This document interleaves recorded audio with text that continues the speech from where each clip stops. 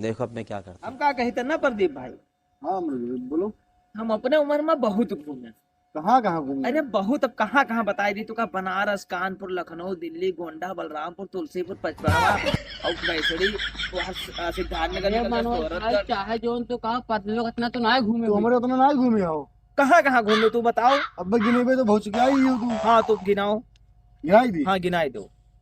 ठीक है सुनो, अरुणाचल प्रदेश, आंध्र प्रदेश, असम, बिहार, गुजरात, हरियाणा, जबलपुर, चंडीगढ़, कन्या, असम, बिहार, गुजरात, हरियाणा, हिमाचल प्रदेश, कर्नाटक, केरल, मध्य प्रदेश, महाराष्ट्र, मेघालय, नागालैंड, उड़ीसा, पंजाब, राजस्थान, तमिलनाडु, उत्तर प्रदेश।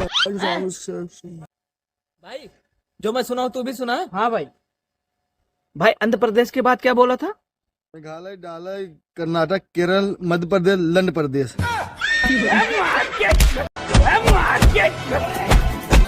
के बहुत ज्ञानी बने।